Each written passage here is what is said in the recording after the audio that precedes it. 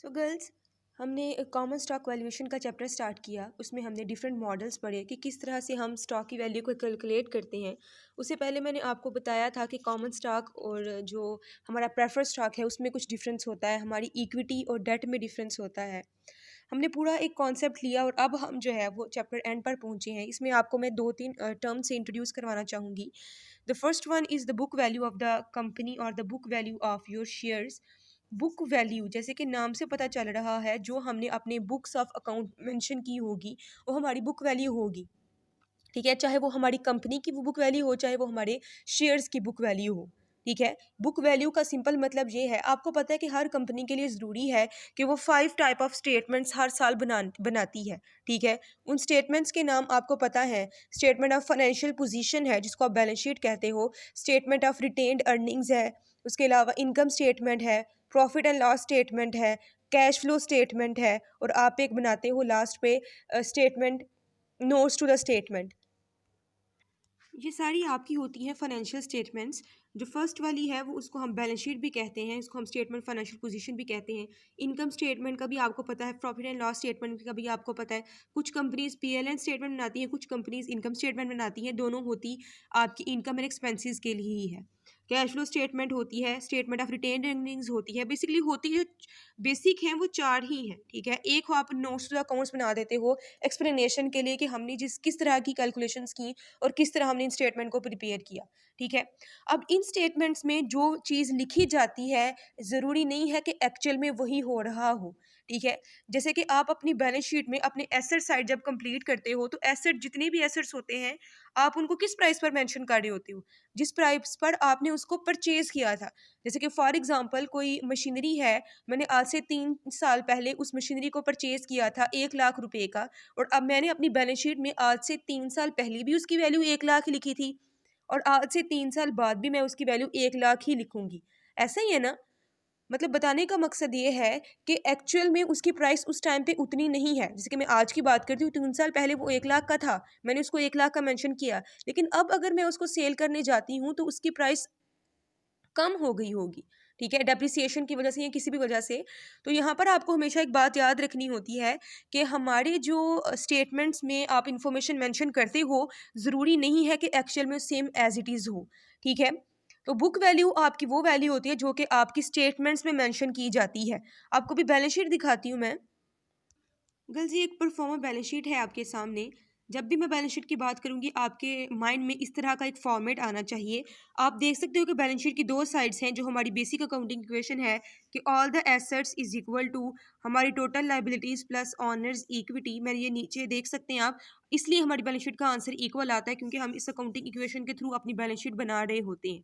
ठीक है, अब यहाँ पर हम अगर एसेट साइड की बात करें तो आप देख सकते हो कि मैंने आपकी एसेट साइड को जो है वो दो पार्ट्स में डिवाइड किया है। दो पार्ट्स कौन कौन से हैं? सबसे पहले आपके पास करंट एसेट्स आ जाते हैं, और मैंने इन सब को लिक्विडिटी वाइज लिखा है। लिक्विडिटी की टर्म आपको मैं पहले भी चैप्टर नंबर 1 में समझा चुकी हूँ, दोबारा समझाऊंगी। हम एक और चैप्टर पढ़ेंगे, चैप्टर नंबर 3, तो उसमें मैं आपको लिक्विडिटी ज़्यादा समझाऊंगी कि क्या होती है। इजीली कन्वर्टेबल टू कैश को आप लिक्विडिटी कहते हैं। तो मैंने सारे एसेट्स को जो है वो लिक्विडिटी वाइज लिखा है। मोस्ट लिक्विड जो है वो आपका सबसे पहले, और लीस्ट लिक्विड आपका सबसे एंड पे। करंट एसेट्स आपके पास सारे ये आ जाते हैं। फिक्स्ड एसेट आपके पास सारे ये हैं। फिक्स्ड एसेट्स में से हमने अपनी डेप्रिसिएशन को लेस करना होता है, हमारे पास नेट फिक्स्ड एसेट्स आ जाते हैं। करंट एसेट्स को और नेट फिक्स्ड एसेट को जब हम ऐड करते हैं तो हमारे पास टोटल एसेट्स आ जाते हैं। Liabilities plus owners equity side पे आप देखते हो इसके 3 हिस्से होते हैं। आपके पास सबसे पहले आती हैं करंट लाइबिलिटीज, फिर उसके बाद आती हैं आपके पास लॉन्ग टर्म लाइबिलिटीज। हमेशा याद रखना, इन दोनों पोर्शंस को जब आप ऐड कर देते हो तो आपके पास टोटल डेट आ जाता है गर्ल्स। ये आपका डेट है, टोटल लाइबिलिटीज हैं ये। ठीक है, करंट लाइबिलिटीज और लॉन्ग टर्म डेट या लॉन्ग टर्म लाइबिलिटीज को ऐड कर दोगे आप तो आपके पास टोटल डेट का पोर्शन आ जाएगा। ठीक है, तो आपने हमेशा याद रखना है कि ये पोर्शन आपका डेट का पोर्शन है। नीचे जो आपका पोर्शन है ये वाला, ये आपका ऑनर्स इक्विटी का पोर्शन है। ऑनर्स इक्विटी के भी आगे से दो पार्ट्स होते हैं, कैपिटल एंड रिटेन्ड अर्निंग, जिसको आप रिजर्व्स भी कहते हो। रिटेन्ड अर्निंग्स को एक्यूमुलेटेड प्रॉफिट भी कहा जाता है और रिजर्व्स भी कहा जाता है। ठीक है, तो यहाँ पर आपके ऑनर्स इक्विटी के भी दो हिस्से होते हैं, कैपिटल के भी दो हिस्से हैं। एक मैंने लिखा है करंट स्टॉक है आपका, कॉमन स्टॉक है, और दूसरा आपका प्रेफर्ड स्टॉक है। समझ आ रही है इतनी बात की? ये आपकी एक परफॉर्मा बैलेंस शीट होती है जो कि यूजुअली बनाई जाती है। अब यहाँ पर हमने देख लिया कि आप अपने अगर एसेट्स को और लाइबिलिटी जो है देख लेते हो और लाइबिलिटीज़ और ऑनर्स इक्विटी को ऐड कर लेते हो तो वो आपके टोटल एसेट्स के इक्वल आ जाता है। जो आपका कॉन्सेप्ट है वो है बुक वैल्यू का। ठीक है, बुक वैल्यू आपकी कंपनी की क्या होती है, बुक वैल्यू पर शेयर आप कैसे कैलकुलेट कर सकते हो।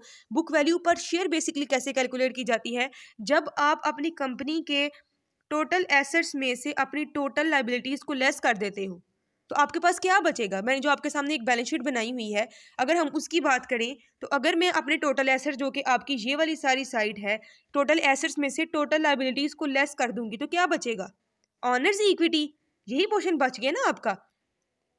टोटल एसेट्स में से अगर टोटल लाइबिलिटीज़ को मैं लेस कर दूंगी तो मेरे पास जो पोर्शन बचता है उसको हम क्या कहते हैं, ऑनर्स इक्विटी। ठीक है, ऑनर्स इक्विटी में आपका कॉमन स्टॉक और प्रेफर्ड स्टॉक दोनों आता है। ये आपको मैंने इस जो है बैलेंस शीट के थ्रू बता दिया कि आपकी ऑनर्स इक्विटी में पॉसिबिलिटी है कि कॉमन स्टॉक और प्रेफर्ड स्टॉक दोनों हो, क्योंकि कुछ कुछ कंपनीज प्रेफर्ड स्टॉक सेल नहीं करती। तो यहाँ पर जो मैंने अभी आपके सामने बनाया है, ये जो इक्वेशन लिखी है, इसमें जो आपकी ऑनर्स इक्विटी होगी, इसमें कुछ आपका पोर्शन कॉमन स्टॉक का है, कुछ प्रेफर्ड स्टॉक है और कुछ आपकी रिटेन्ड अर्निंग्स भी है।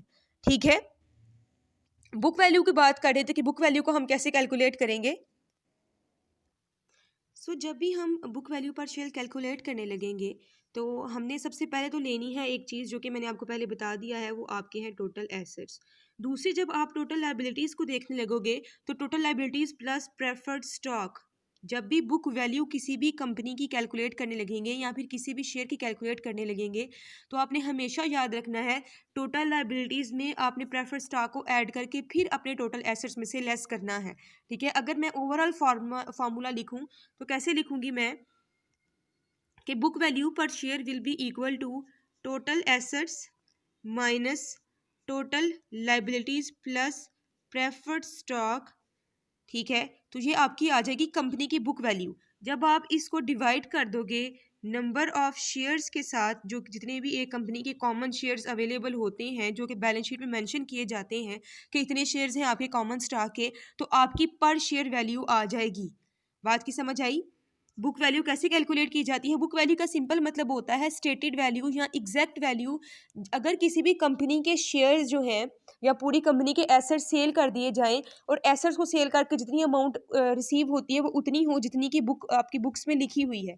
मीन्स अगर एक एसेट 100 रुपीज़ का मैंशनड है तो उसको अगर हम 100 रुपीज़ में ही सेल कर देते हैं तो उससे जो भी अमाउंट रिसीव होगी वो आपकी बुक वैल्यू कहलाएगी। लेकिन एक्चुअल में ऐसा पॉसिबल नहीं होता। ये चीज़ मैं आपको पहले भी बता चुकी हूँ कि ऐसा पॉसिबल नहीं होता। बुक वैल्यू पर कोई भी शेयर सेल नहीं होता। क्यों? क्योंकि जब हमने उसको परचेज किया था या जो उसकी कॉस्ट थी वो उस टाइम पे थी। अब जैसे जैसे टाइम गुजरेगा एक तो वो चीज़ पुरानी हो जाएगी, दूसरा इन्फ्लेशन की वजह से उसमें जो है वो चेंजिंग्स आएंगे। तो मार्केट प्राइस डिफरेंट होती है आपकी बुक प्राइस से। ठीक है, तो बुक वैल्यू जो है वो आपकी स्टेटेड होती है और आपकी जो बुक्स ऑफ अकाउंट है उसमें जो होती है उसको हम कहते हैं बुक वैल्यू। दूसरी साइड पे आ जाती है आपके पास मार्केट वैल्यू या फिर लिक्विडेशन वैल्यू। उसकी बात करते हैं। जब भी आप मार्केट में जाओगे, जब भी आप किसी चीज़ को सेल करने लगोगे, या तो वो उसकी एग्जैक्ट प्राइस से ज़्यादा पर सेल होगी या फिर उससे कम पर सेल होगी। मतलब फॉर एग्जांपल आप एक पेंसिल परचेज करके लेकर आते हो 8 रुपीज़ की। ठीक है, तो अगर आपने आज परचेज की और उसकी वैल्यू है तो वो आप 10 रुपये में भी सेल कर सकते हो। और अगर कोई पेंसिल पुरानी है या फिर आपने कुछ पेंसिल को थोड़ी देर यूज़ कर लिया है, जब आप उसको सेल करोगे तो उसे कम प्राइस पर सेल करोगे। मतलब पॉसिबिलिटी होती है कि जब भी किसी एसेट को या फिर शेयर को सेल किया जाता है या तो वो कम प्राइस पर सेल होगा या फिर ज़्यादा प्राइस पर हम सेल कर सकते हैं। वो जो आपकी कम या ज़्यादा प्राइस होती है उसको हम क्या कहते हैं, मार्केट वैल्यू। ऐसी प्राइस जो कि आपकी मार्केट में प्रिवेल कर रही होती है उसको मार्केट वैल्यू कहा जाता है। अब फॉर एग्जाम्पल अगर कोई कंपनी जो है अपने सारे एसेट्स को मार्केट प्राइस पर सेल कर दे, ठीक है, इसमें तो टोटल एसेट की जो वैल्यू है वो आपकी बुक वैल्यू के इक्वल होगी ना। हमने कहा था आपने बुक वैल्यू पर उसको सेल किया। दूसरी, अगर हम मार्केट वैल्यू की बात करें, चूंकि शेयर्स मार्केट वैल्यू पर ही सेल होते हैं, तो अगर हम इस फार्मूला को ऐसे लिख लें कि आपने जितने भी एसेट्स हैं उनको मार्केट वैल्यू पर सेल कर दिया और आप उसमें से लेस कर दोगे अपनी टोटल लाइबिलिटीज प्लस आपका प्रेफर्ड स्टॉक, और जब आप उसको डिवाइड कर दोगे टोटल नंबर ऑफ शेयर्स के साथ, तो आपके पास क्या आ जाएगी, book market value per share. दोनों में डिफरेंस कहाँ पर है कि हम कहते हैं कि ये जो टोटल एसेट्स हैं ये हमारी बुक वैल्यू पर सेल हुए हैं, लेकिन एक्चुअल में जिस प्राइस पर सेल हुए होते हैं वो आपकी क्या कहलाती है, मार्केट वैल्यू पर शेयर कहलाती है। ठीक है, इसकी इलस्ट्रेशन भी सिंपल होगी, आपने देख सकते हो अपनी बुक में भी कि उसने आपको बताया होगा कि जितनी चीज़ आपकी बैलेंस शीट में मेंशन है, अगर उस प्राइस पर आपकी कोई चीज़ सेल हो जाती है तो आपकी पर शेयर प्राइस डिफरेंट आएगी, लेकिन जितनी मार्केट में प्राइस चल रही है उसके अकॉर्डिंग अगर आप कैलकुलेट करते हो तो फिर आपकी डिफरेंट आएगी। ठीक है, अब हमने देख लिया कि बुक वैल्यू और जो मार्केट वैल्यू है वो डिफरेंट चीज़ें हैं। यहाँ पर हमने चूंकि स्टॉक की वैल्यू को कैलकुलेट करना है तो एक जगह पर हमने book value per share calculate की, दूसरी जगह पर हमने market value per share calculate की है। आप रेशोज वाला एक चैप्टर पढ़ोगे जिसमें से एक रेशो होगी प्राइस पर अर्निंग रेशो। ठीक है, यहाँ पर पी का मतलब मार्केट प्राइस है, इसको हम पता है कैसे कैलकुलेट करते हैं, market price divided bye EPS, earning per share. Earning per share से आप पहले भी वाकिफ़ हो, जब किसी भी कंपनी के टोटल शेयर्स की जो है टोटल अर्निंग्स के साथ नंबर ऑफ शेयर्स को डिवाइड कर देंगे तो आपके पास ईपीएस आ जाएगी। मतलब एक कंपनी पर शेयर कितनी अर्निंग्स कर रही है उसको हम अर्निंग पर शेयर कहते हैं। ठीक है, मतलब मैंने अगर किसी कंपनी को का एक शेयर परचेज किया है तो मैंने उसको 10 रुपये दिए होंगे, उस 10 रुपये को यूज़ करके कंपनी कितनी अर्निंग्स जनरेट कर रही है उसको ईपीएस कहा जाता है। ठीक है, और मार्केट प्राइस क्या होती है, किसी भी शेयर की जो मार्केट प्राइस होती है, जो मार्केट में प्रिवेल कर रही होती है वो। जब आप इनको डिवाइड कर लेते हो तो आपके पास आंसर आता है प्राइस पर अर्निंग रेशियो का। इसको प्राइस पर अर्निंग मल्टीपल भी कहा जाता है। किसी भी कंपनी की जो वैल्यू है, जो है शेयर की वैल्यू हम इस तरह भी कैलकुलेट कर सकते हैं। पहले तो हमने प्रोसीजर पढ़ा था ना सारे मॉडल्स में कि हम प्रेजेंट वैल्यू कैलकुलेट कर लेते हैं इसकी फ्यूचर कैश फ्लोज की। यहाँ पर हम सिंपल क्या करेंगे, इन दोनों मल्टीपल्स को यूज़ करेंगे, ईपीएस को और प्राइस पर अर्निंग रेशो को। ठीक है, दो मल्टीपल्स होंगे, एक तो आपका प्राइस पर अर्निंग रेशो है जो मैंने आपको बता दिया कि आप इस तरह से कैलकुलेट करते हो। यहाँ पर आपने कैलकुलेट ये नहीं करना, ये आप दूसरे चैप्टर में जाकर करोगे। दूसरा जो आप यहाँ पर कंपोनेंट यूज कर सकते हैं वो होगा ईपीएस, अर्निंग पर शेयर, के पर शेयर कंपनी को कितनी अर्निंग्स हो रही है। और प्राइस पर अर्निंग रेशो मैंने आपको बता दी है कि अर्निंग्स पर शेयर का तो बताया है ना कि एक शेयर पर कंपनी कितनी अर्निंग्स कर रही है।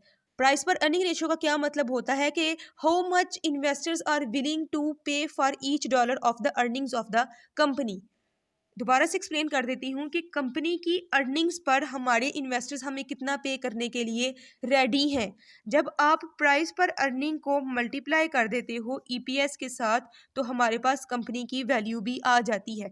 ये मैंने ऊपर फार्मूला लिखा था आपका, जो कि आपकी प्राइस पर अर्निंग रेशो का फार्मूला है, ये आप देख सकते हो। Price per earning ratio is equal to market price divided by earnings per share. जब अर्निंग पर शेयर को आप इस साइड पे लेकर आ जाओगे तो आपके पास मार्केट प्राइस तो ऑटोमेटिकली आ जाएगी। तो कंपनी के जो शेयर्स होते हैं उनकी मार्केट प्राइस को हम ये वाला फार्मूला यूज करके भी कैलकुलेट कर सकते हैं। ठीक है, यहाँ पर मैं आपको जो है इसको समराइज फार्मूला लिख देती हूँ, ये जो मैंने नीचे मेंशन किया है कि price per earning ratio multiplied by EPS will be equal to market price of the share. ठीक है, आपके जो नेक्स्ट क्वेश्चन हैं उसमें हम ये वाला फार्मूला यूज करेंगे।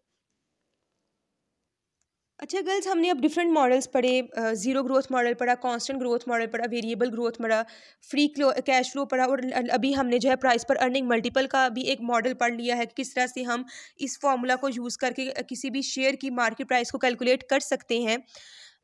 लेकिन ये जो सारे एस्टिमेट्स हैं ये बहुत ज़्यादा जो है टेक्निक्स हमारी ये सारी की सारी बेस करती हैं असम्पशंस के ऊपर। ठीक है, आपको पता है कि वेरिएबल ग्रोथ मॉडल में हम अज्यूम करते हैं, कांस्टेंट ग्रोथ मॉडल में भी हम अज्यूम कर रहे होते हैं। तो ये सारे मॉडल्स असम्पशंस पर बेस करते हैं, इसलिए हम ये कंफर्म नहीं कह सकते कि यही वैल्यू होगी, लेकिन हम इन सब मल्टीपल्स को यूज़ करके प्रॉपर किसी जो है डिसीजन तक पहुंच सकते हैं कि हमें इसमें इन्वेस्टमेंट करनी चाहिए या फिर इसमें हमें इन्वेस्टमेंट नहीं करनी चाहिए। गर्ल्स, नेक्स्ट टॉपिक है हमारे पास decision making and the common stock value. अब कॉमन स्टॉक की वैल्यू के लिए हमने जितने भी मॉडल्स देखे गर्ल्स, हमने क्या उसमें देखा था कि सब के जो मल्टीपल्स थे वो सेम थे, कि हमने फ्यूचर के जो कैश फ्लोज हैं जिनको हम डिविडेंड भी कह सकते हैं, ठीक है, उनकी हमने क्या करनी होती है, प्रेजेंट वैल्यू कैलकुलेट हम ये यूज़ करते हैं। यहाँ पर हम रिक्वायर्ड रिटर्न को यूज़ करते हैं और यहाँ पर हमारे नंबर ऑफ ईयर्स होते हैं। यही बेसिक फार्मूला ना सब मॉडल्स में, हम इस फार्मूला को यूज़ करके अपनी जो है कॉमन स्टॉक की वैल्यू को कैलकुलेट करते हैं। लेकिन इसमें अगर आप एक चीज़ अपने माइंड में रखो तो ये जो रिक्वायर्ड रिटर्न है ये कैसे हम कैलकुलेट करते थे। अगर आपको चैप्टर नंबर 6 का स्टार्टिंग पोर्शन याद हो तो मैंने आपको आरएस का एक फार्मूला बताया था। ठीक है। हम आर एस कहते हैं रिक्वायर्ड रिटर्न को, जो कि इक्वल होता है आर स्टडी के। आर स्टडी का आपको पता है क्या होता है, नॉर्मल रेट ऑफ इंटरेस्ट। ठीक है, उसमें हम ऐड कर देते थे इन्फ्लेशन प्रीमियम को और साथ ही ऐड कर देते थे रिस्क प्रीमियम को। तो आपके पास क्या आ जाता था, आर एस का फॉर्मूला ये था। अगर आपको चैप्टर नंबर 6 का स्टार्टिंग पोर्शन याद नहीं भी है तो आप उसको ओपन करके देख सकते हो कि उसमें हमने देखा था कि हमारा रिक्वायर्ड रेट ऑफ रिटर्न जो है, जिसको हम नॉमिनल रेट ऑफ रिटर्न भी कहते हैं, वो कैसे आता है। हमारा नॉर्मल रेट ऑफ इंटरेस्ट में जब हम इन्फ्लेशन प्रीमियम और रिस्क प्रीमियम ऐड कर देते हैं तो फिर आपके पास रिक्वायर्ड रेट ऑफ इंटरेस्ट आ जाता है। दूसरी अगर बात की जाए डिविडेंड्स की, तो आपको पता है कि डिविडेंड आपके कॉमन स्टॉक का फिक्स्ड नहीं होता। ठीक है, डिविडेंड भी चेंज हो सकता है हमारी पॉलिसी के अकॉर्डिंग या फिर हमारी कंपनी की परफॉर्मेंस के अकॉर्डिंग डिविडेंड भी वेरी कर सकता है। मतलब डिविडेंड के वेरी करने का क्या मतलब है कि जो जो आपका ग्रोथ रेट था, जिसको हम जी के नाम से पढ़ते आ रहे हैं, आपके ग्रोथ रेट में वेरिएशंस आ सकती हैं। डिविडेंड कम ज़्यादा हो सकता है ना, किसी साल आपको ज़्यादा डिविडेंड पे किया जाए, किसी साल आपको कम डिविडेंड पे किया जाए। इसका मतलब ये है कि जो डिविडेंड का ग्रोथ रेट है, जिसको हम जी के नाम पर यूज़ करते आ रहे हैं, उसमें भी पॉसिबिलिटीज़ हैं। मीन्स कि अगर आपके जो फाइनेंशियल मैनेजर्स हैं, जो आपकी कंपनी को संभाल रहे होते हैं, वो चाहें तो उस ग्रोथ रेट को इंक्रीज भी कर सकते हैं, डिक्रीज भी कर सकते हैं। मतलब पॉसिबिलिटी है कि आपका डिविडेंड इंक्रीज भी होगा, डिविडेंड डिक्रीज भी हो सकता है। ठीक है, दूसरी साइड पे अगर बात की जाए रिक्वायर्ड रेट ऑफ रिटर्न की, तो रिक्वायर्ड रेट ऑफ रिटर्न का मतलब क्या है, ये रिस्क की कुफ के फैक्टर को जो है वो इक्विलिब्रियम में लेकर आने के लिए होता है। मतलब अगर मैं किसी कंपनी के शेयर्स परचेज कर रही हूँ तो एटलीस्ट मुझे इतना इंटरेस्ट मिलना चाहिए ताकि मेरा जो रिस्क है वो कंपनसेट हो सके। ऐसे ही है ना कि मैं किसी कंपनी के शेयर्स परचेज कर रही हूँ, मुझे नहीं पता कि इसको प्रॉफिट होगा या लॉस होगा, मेरा तो प्रॉफिट भी जो है वो फिक्स्ड नहीं है। तो रिक्वायर्ड रेट ऑफ रिटर्न वो रेट ऑफ इंटरेस्ट होता है जो कि आपके इन्वेस्टर्स डिमांड कर रहे होते हैं, जो कि इन सब फैक्टर से मिलकर बनता है।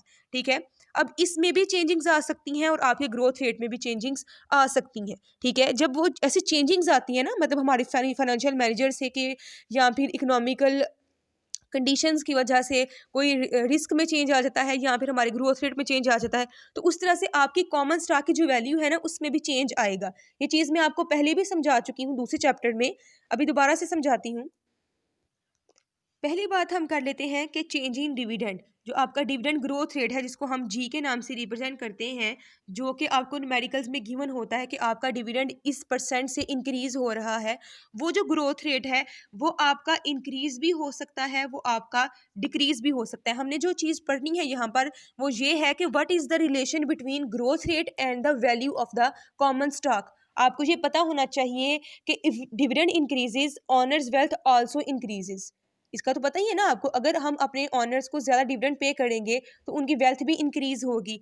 दूसरे वर्ड्स में मैं अगर आपको बताऊं कि जब भी आपकी कंपनी का डिविडेंड ग्रोथ रेट इंक्रीज होता है या डिविडेंड इंक्रीज होता है, आपकी जो पी नॉट है वो भी क्या होती है, इंक्रीज होती है। ये रिलेशन एक्सप्लेन करना चाह रही हूँ मैं आपका कि if the if you want to increase the share holders wealth you should increase the dividend paid to them.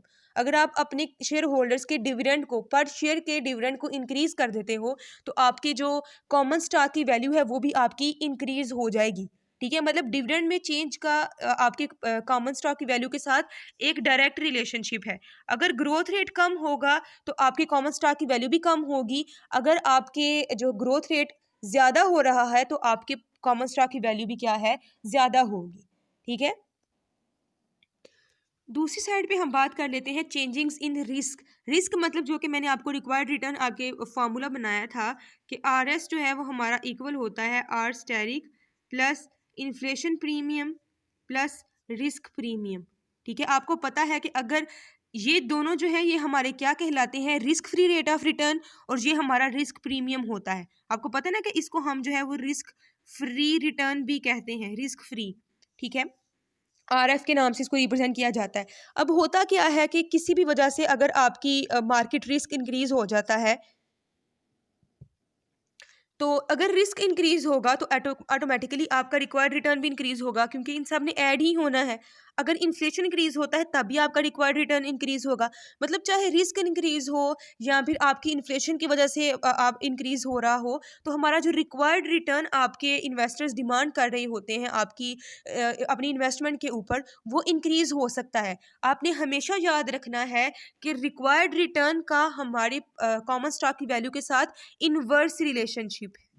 Inverse relationship का क्या मतलब है कि अगर हमारा जो है आरएस इंक्रीज होता है, ठीक है, तो हमारी जो कॉमन स्टॉक की वैल्यू है वो क्या होगी, डिक्रीज होगी। अगर हमारा आरएस जो है वो कम होगा तो हमारी पी नॉट की वैल्यू क्या है, इंक्रीज होगी। पता है क्यों? क्योंकि इसका जैसे रिस्क इंक्रीज होता जाएगा, रिक्वायर्ड रिटर्न इंक्रीज होगा, तो आपकी कॉमन स्टॉक की वैल्यू भी क्या है, कम होती जाती है। ठीक है, इस सारे रिलेशन को हम इनवर्स रिलेशनशिप कहते हैं। और इस चीज़ का आपको पता होना चाहिए कि जैसे जैसे रिक्वायर्ड रिटर्न इंक्रीज होगा वैसे वैसे आपकी कॉमन स्टॉक की वैल्यू का आंसर क्या है, कम होता जाएगा। ठीक है, ये रिलेशन मैंने आपके सामने फिर से एक्सप्लेन कर दिया। ग्रोथ रेट इंक्रीज होगा, पी नॉट इंक्रीज होगा, ग्रोथ रेट कम होगा, पी नॉट डिक्रीज होगा। और इस तरह से मैंने जो चेंजिंग इन रिस्क के बारे में बता दिया आपको।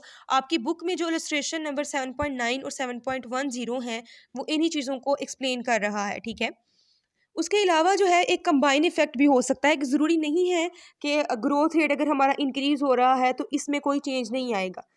ऐसा नहीं होता। कभी कभी ऐसा होता है कि आपका ग्रोथ रेट में भी चेंज आ रहा होता है और साथ ही साथ आपके रिस्क में भी चेंज आ रहा होता है। मतलब कंबाइंड इफेक्ट हो सकता है। कंबाइंड इफेक्ट होगा तो पॉसिबिलिटी भी, ये भी पॉसिबल है कि आपका जो है वो आपके लिए फेवरेबल हो, और ये भी पॉसिबिलिटी होती है कि आपके लिए फेवरेबल ना हो। ठीक है, इस रिलेशन को एक्सप्लेन करने के लिए हम आपके जो है वो कुछ प्रॉब्लम्स भी सॉल्व करेंगे, और उस प्रॉब्लम के थ्रू मैं आपको समझाती हूँ कि किस तरह से इस रिलेशन को हम यूज़ करते हैं अपने न्यूमेरिकल्स में। गर्ल्स, क्वेश्चन नंबर 20 देखते हैं अपना।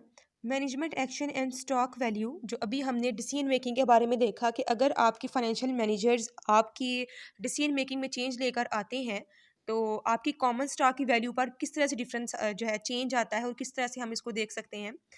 इस न्यूमेरिकल में वो कहता है कि RH कॉरपोरेशन है, उसका मोस्ट रीसेंट डिविडेंड जो उसने बताया है वो आपको $3 पर शेयर है, और जो एनुअल ग्रोथ रेट डिविडेंड का बताया गया है वो 5% है, और रिक्वायर्ड रिटर्न जो बताया है वो 15% है। मतलब आपको सारा डाटा उसने पहले बताया है कि रिसेंटली ये सारा कुछ हो रहा है। अब कहता है कि आपके जो फाइनेंशियल मैनेजर्स हैं वो चेंजिंग्स लेकर आना चाहते हैं, तो डिफरेंट प्रपोजल्स हैं आपके पास, डिफरेंट आपके पास जो है वो ऑप्शंस हैं। तो कहता है कि आपने हर एक ऑप्शन को, हर एक अल्टरनेटिव को इलिमिनेट जो है वो चेक करना है, उसकी एफिशिएंसी चेक करनी है, उसका इम्पैक्ट चेक करना है कि इन सब में से कौन सा जो है वो बेटर है अल्टरनेटिव आपके लिए। तो आपके पास जो है वो टोटल 5 रिक्वायरमेंट्स हैं। फर्स्ट रिक्वायरमेंट में कहता है do nothing which will leave the key financial variables unchanged. मतलब पहला काम आप सिंपल क्या करें, वैल्यू को कैलकुलेट करोगे जो कि आपके पास वेरिएबल्स गिवन है। डिविडेंड आपको उसने क्या बताया है, $3 पर शेयर। तो जो आपकी रिक्वायरमेंट नंबर ए होगी उसमें आपने सिंपल काम क्या करना है, जैसे कि हम कैलकुलेट करते हैं कांस्टेंट ग्रोथ मॉडल के ऊपर, उसी तरह से आप इसकी कैलकुलेशन करोगे। पहले तो आप D1 को कैलकुलेट कर लोगे। 3% अगर आपका मोस्ट रिसेंट डिविडेंड है तो नेक्स्ट ईयर का डिविडेंड मतलब D1 आप कैसे कैलकुलेट करोगे। आपके जब ग्रोथ रेट गिवन है 5%, उसको आप ऐड करोगे 1 में तो 1.05 raise to power 1 multiplied by 3, तो आपके पास आंसर आ जाएगा 3.15। मतलब आपका जो मोस्ट रिसेंट डिविडेंड के बाद वाला जो D1 होगा वो कितना होगा, 3.15।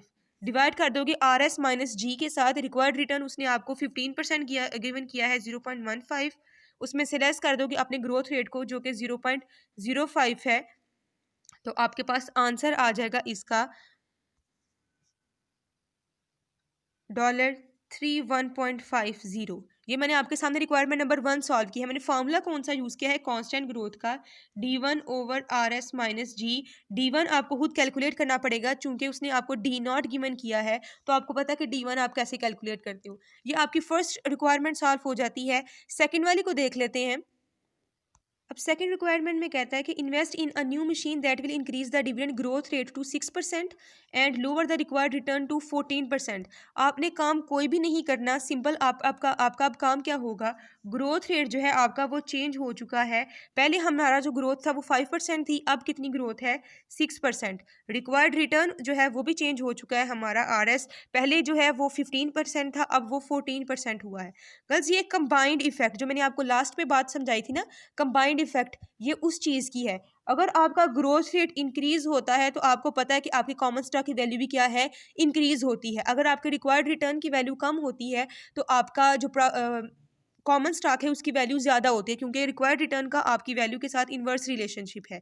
तो यहाँ पर आप देख सकते हो कि ग्रोथ रेट आपका इंक्रीज हुआ है और रिक्वायर्ड रिटर्न आपका कम हुआ है, तो डेफिनेटली आपकी जो प्राइस है उसको इंक्रीज होना चाहिए। वही फॉर्मूला यूज़ करोगे D1/RS - G, यहाँ पर D1 भी आपका चेंज हो जाएगा। D0 तो आपको गिवन है ना, D0 उसने आपको गिवन किया है 3। तो अब आपका ग्रोथ रेट अगर 6% है तो आप सिंपल D1 कैसे कैलकुलेट करोगे, 3 को मल्टीप्लाई कर दोगे 1 + 0.06 के साथ, तो आपके पास जो आंसर आएगा वो होगा $3.18। ठीक है, अब ये होगा आपका D1 और आप इसको डिवाइड कर दोगे RS - G2 के साथ। रिक्वायर्ड रिटर्न अब आपका 14% है, उसमें से लेस कर दिया 0.06 को। तो जब आप सेकंड रिक्वायरमेंट को सॉल्व करोगे तो आपके पास कॉमन स्टॉक की वैल्यू आ जाएगी $39.75। ठीक है, मतलब आपको पता चल गया है कि ग्रोथ रेट अगर इंक्रीज होता है, रिक्वायर्ड रिटर्न अगर कम होता है, तो आपकी कॉमन स्टॉक की वैल्यू क्या होती है, इंक्रीज होती है। इस तरह से अगर हम बाकी रिक्वायरमेंट्स को भी देखें, रिक्वायरमेंट नंबर सी में कहता है कि eliminate an unprofitable product line which will increase the dividend growth rate to 7% and raises the required return to 17%। अब इस वाली में आपका ग्रोथ रेट भी इंक्रीज हो गया है, ग्रोथ रेट हो गया 7%, और जो आपका RS है वो भी इंक्रीज हो चुका है, वो भी है 17%। अब जब आप इस मेथड से वैल्यू कैलकुलेट करोगे तो आपका आंसर जो है वो कंबाइंड इफेक्ट वाला आएगा। ठीक है, फिर रिक्वायरमेंट नंबर डी में कहता है कि मर्ज विद अनदर फर्म। आप ये वाली ऑप्शन चूज अगर करते हो तो उस केस में आपका ग्रोथ रेट 4% हो जाएगा और आपकी जो रिक्वायर्ड रिटर्न है वो 16% हो जाएगा। और लास्ट में कहता है acquire a subsidiary operation from another manufacturer, the acquisition should increase the dividend growth rate to 8% and increase the required return to 17%। अब इस केस में जी जो है आपका 8% है, RS आपका 17% है। ठीक है, अगर मैं इन सब की वैल्यू को कैलकुलेट करूं और आपके सामने आंसर्स लिखूं, गल सॉल्व करने के बाद ये मेरे पास आंसर्स आ गए हैं। ठीक है, फर्स्ट वाली रिक्वायरमेंट का, सेकंड वाली का, थर्ड वाली का, डी वाली का और ई वाली का। अब आपको पूछा ये गया था कि आप किस अल्टरनेटिव को चूज करेंगे। हम तो वो वाली ही चूज करेंगे ना जो हमारे कॉमन स्टॉक होल्डर्स की वेल्थ को इंक्रीज कर रही हो। तो अगर आप इन सब में से देखो तो जो आपकी रिक्वायरमेंट नंबर बी है वो आपका बेस्ट ऑप्शन होगी। ठीक है, तो आप किसको चूज करोगे, अल्टरनेटिव बी को, क्योंकि वो आपकी शेयर प्राइस को मैक्सिमाइज करने का बेस्ट ऑप्शन है। आपकी शेयर प्राइस आप देख सकते हो कि इस वाले ऑप्शन के थ्रू क्या हो रही है, मैक्सिमाइज हो रही है। तो आप ये सारी सोल्यूशन करने के बाद नीचे मेंशन करोगे कि the best alternative in terms of maximising the share price is alternative B. ठीक है, मतलब आप सिंपल क्या करोगे, इसको चूज करोगे, बाकी सबको क्या कर दोगे, रिजेक्ट कर दोगे। उसके अलावा गर्ल्स जो आपको कॉन्सेप्ट मैंने पहले समझाया था बुक वैल्यू और लिक्विडेशन वैल्यू का, वो आपकी जो प्रॉब्लम नंबर 17 है एडिशन 13 में से और प्रॉब्लम नंबर 18 है एडिशन 14 में से, दोनों की सेम है, बुक एंड लिक्विडेशन वैल्यू। उसमें वो कहता है कि बैलेंस शीट आपको गिलिनस इंडस्ट्रीज़ की गिवन है। अब गिलिनस जो इंडस्ट्रीज़ हैं, आप उनकी बैलेंस शीट को अगर हम इवैल्यूएट करें तो सेम ये वैसी ही बैलेंस शीट है जो कि मैंने आपको पहले बताई थी कि सबसे पहले एसेट्स हैं और सबसे पहले करंट एसेट्स को एक्सप्लेन किया गया है और इन्होंने भी लिक्विडिटी वाइज ही लिखा है, वही cash, marketable securities, account receivables and inventories, ये सारे आपके करंट एसेट्स हो गए। इनका टोटल किया तो उनके हमारे पास आ गया 3,80,000। इसके नीचे लाइन लगा दी है। उसके बाद है लैंड एंड बिल्डिंग आपकी, नेट का मतलब है कि इसमें से डेप्रिसिएशन को लेस करके ही लिखा है। उसके अलावा मशीनरी है आपकी, उसके अलावा टोटल फिक्स एसेट नेट जो है वो ये लिखे हैं। मतलब हमने ऐड किन अमाउंट्स को करना है जब टोटल एसेट को कैलकुलेट करेंगे, एक तो ये जो आपके टोटल करंट एसेट्स होंगे 3,80,000, उसमें ऐड कर देंगे आप अपने फिक्स्ड एसेट को 4 लाख को, तो आपके पास टोटल एसेट्स आ जाएंगे। ठीक है, उसके अलावा अगर हम लाइबिलिटी साइड को वैल्यूएट करें तो आप लाइबिलिटी साइड में से देख सकते हो कि सबसे पहले उसने अपनी अकाउंट पेएबल्स, फिर नोट्स पेएबल्स और अक्रूवल्स लिखे हैं। ये सारी आपकी करंट लाइबिलिटीज़ हैं। ये आपके पास आ गया 1,60,000। दूसरा लॉन्ग टर्म डेट उसने मेंशन किया है। फिर नीचे जो है ये इतना पोर्शन जो है ना लॉन्ग टर्म डेट तक का, ये इतना इतना, ये सारी आपकी लाइबिलिटीज़ हैं। ठीक है, current plus long term liabilities को हम टोटल डेट भी कह सकते हैं। जो नीचे वाला पोर्शन है प्रेफर्ड कॉमन और रिटेन्ड अर्निंग्स, ये आपकी क्या कहलाती है, ऑनर्स इक्विटी कहलाती है। यहाँ पर आप देख सकते हो कि उसने बताया है आपको कि प्रेफर्ड स्टॉक हमारी टोटल अमाउंट 80,000 है।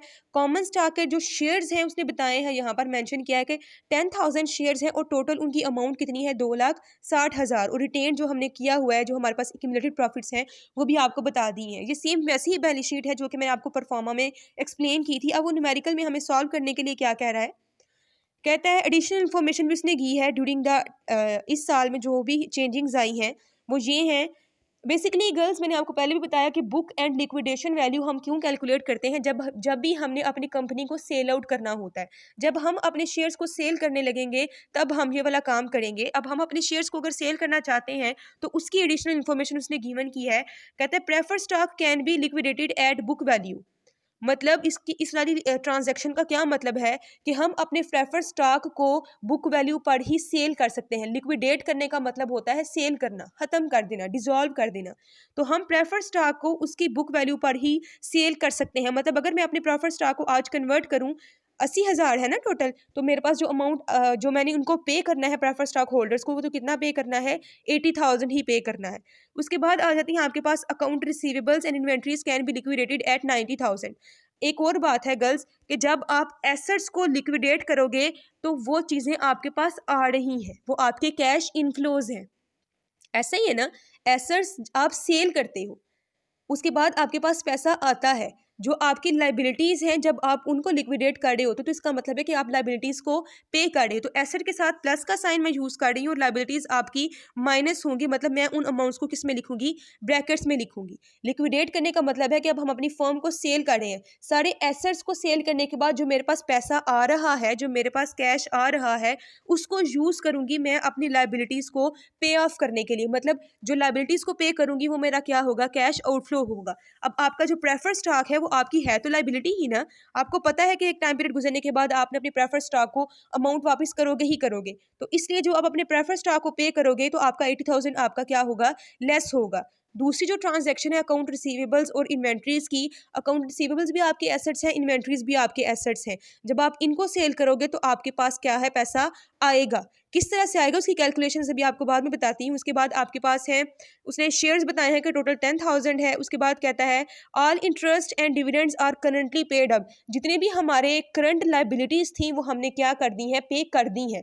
पे की हैं मतलब ये भी अमाउंट नेगेटिव में आएगी, हमने इन करंट लाइबिलिटीज़ को भी क्या कर दिया, पे कर दिया। नेक्स्ट आता है land and buildings can be liquidated at 130% of the book value. ये भी जब हम लैंड और बिल्डिंग को सेल करेंगे तो हमारे पास पैसा आएगा। उसके बाद मशीनरी और इक्विपमेंट है उसको भी सेल करेंगे तो पैसा आएगा। उसके बाद कैश और मार्केटेबल सिक्योरिटीज़ को भी सेल करेंगे तब भी हमारे पास पैसा आएगा। ठीक है, ये सारा जो है आपकी एडिशनल इन्फॉर्मेशन है। और बाद में लास्ट वाले में वो आपको कहता है कि आपने कैलकुलेट क्या करना है। फर्स्ट रिक्वायरमेंट में कहता है कि कंपनी की बुक वैल्यू कैलकुलेट करें, दूसरी वाले में कहता है लिक्विडेशन वैल्यू कैलकुलेट करें, और थर्ड वाले में हमने इसको कंपेयर करना है।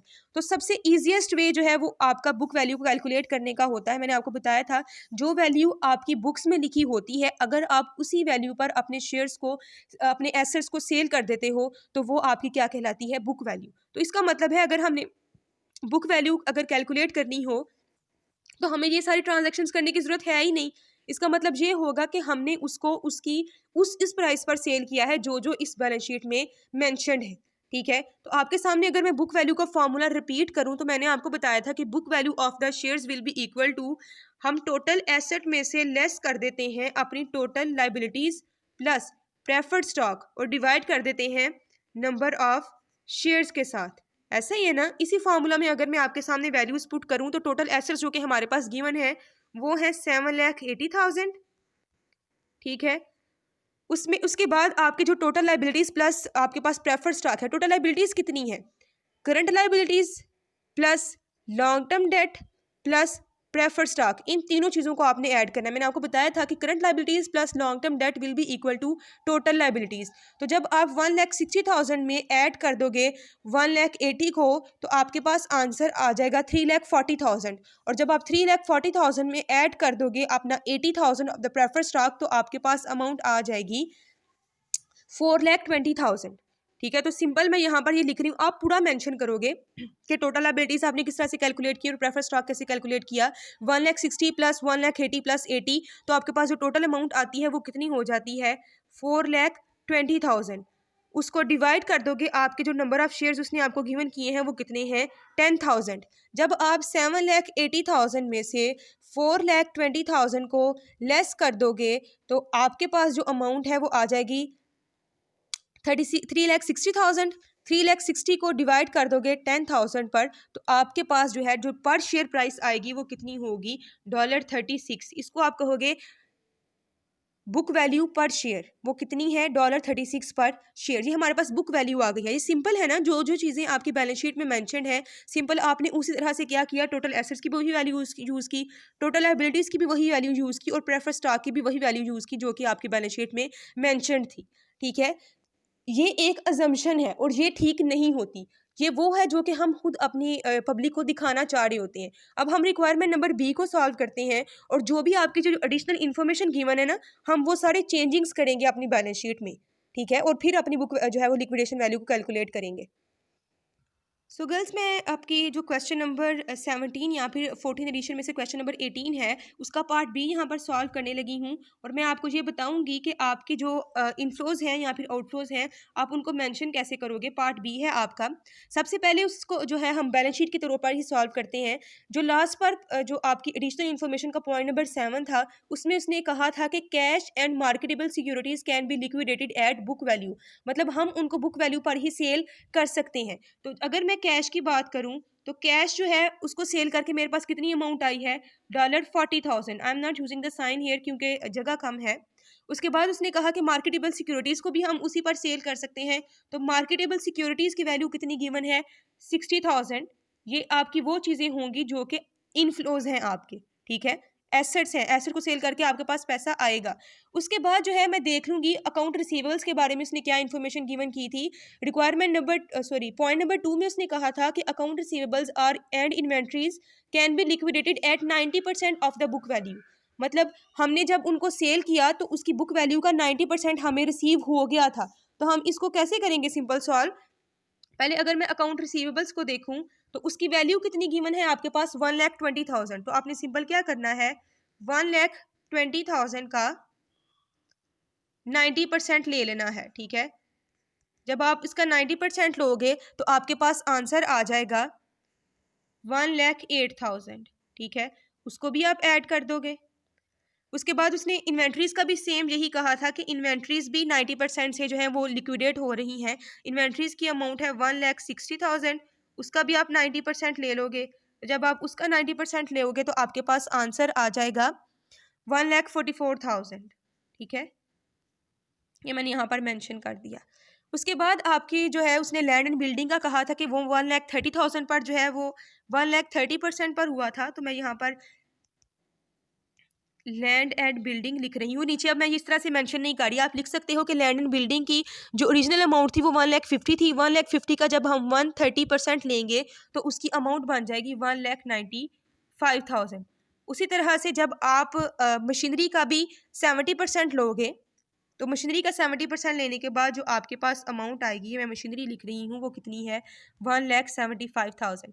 ये सारी आपकी एसेट साइड है, जो आपने एसेट्स को लिक्विडेट किया तो आपके पास कैश इनफ्लोज हुए।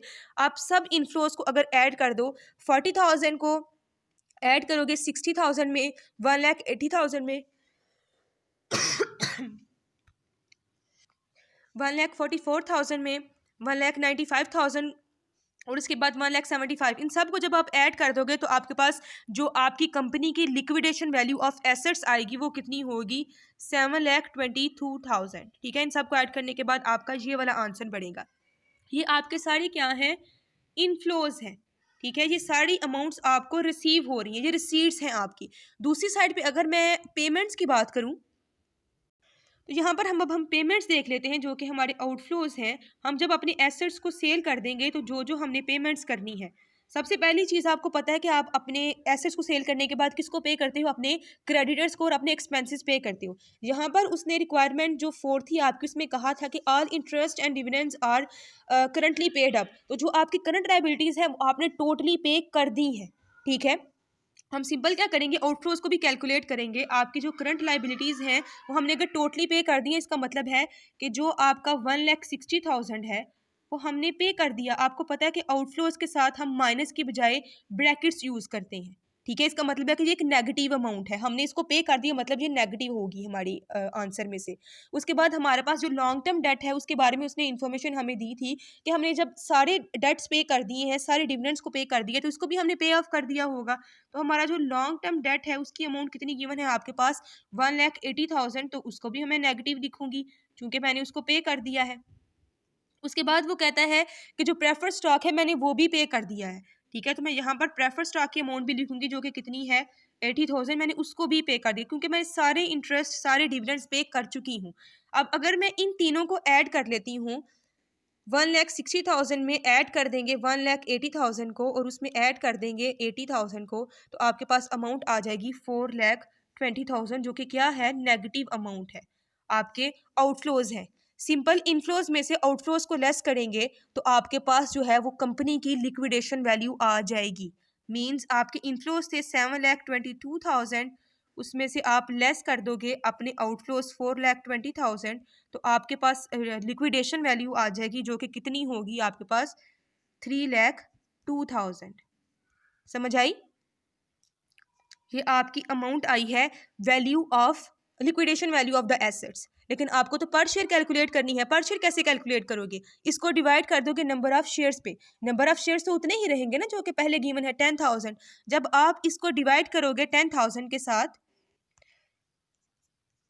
3,02,000 divided by number of shares, जो कि लिक्विडेशन वैल्यू का फॉर्मूला था, मैंने यहाँ पर मेंशन कर रही हूँ लिक्विडेशन नंबर ऑफ शेयर्स।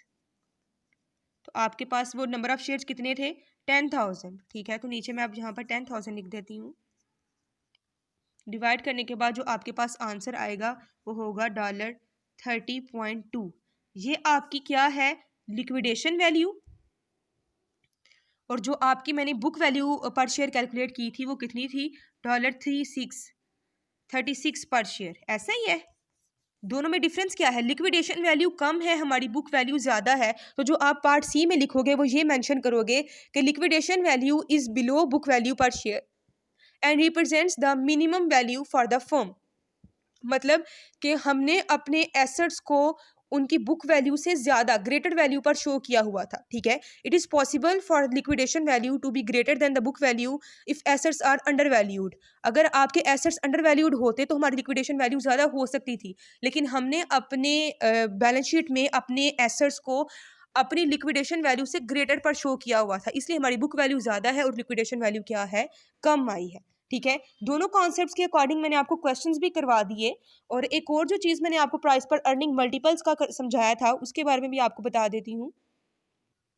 ये क्वेश्चन नंबर 19 है आपका, valuation and pricing, price per earning multiples. उसमें मैंने आपको बताया था कि सिंपल आपने क्या करना होता है, प्राइस पर अर्निंग को मल्टीप्लाई कर देना होता है आपकी ईपीएस के साथ, तो आपके पास क्या आ जाती है, मार्केट वैल्यू आ जाती है, ठीक है। ये आपका आंसर होगा। यहाँ पर सिंपल आपके पास गिवन है, कहता है for each of the following firm in the following table the data given to estimate in common stock value employing price per earning multiples. आपकी जो है ई फर्म्स गिवन है, 5 फर्म्स गिवन है, आपने सिंपल जो है इनकी वैल्यू कैलकुलेट करना है। कैसे करोगे, मल्टीप्लाई करके ईपीएस को इसके साथ मल्टीप्लाई कर दोगे, ये सारे बस आपने मल्टीप्लाई करने हैं तो आपके पास इनके आंसर्स आ जाएंगे। सबसे इजीएस्ट क्वेश्चन आई थिंक यही होगा। जब आप 3 को मल्टीप्लाई करोगे 6.2 के साथ को आपका आंसर 18.6 आएगा। ये सारी आपकी स्टॉक प्राइस या फिर market price of the stock आ जाएगी, ठीक है। तो जो भी कॉन्सेप्ट्स मैंने आपको समझाए हैं, पहले मैंने आपको वैल्यूएशन बुक वैल्यू और लिक्विडेशन वैल्यू का समझाया, उसका भी क्वेश्चन करवा दिया, प्राइस पर अर्निंग रेशो का भी क्वेश्चन आपको करवा दिया, और उसके अलावा जो हमने लास्ट में पढ़ा था कि आपके डिसीजन मेकिंग के चेंज की वजह से हमारी स्टॉक प्राइस भी चेंज होती है, उसके भी क्वेश्चंस मैंने आपको करवा दिए।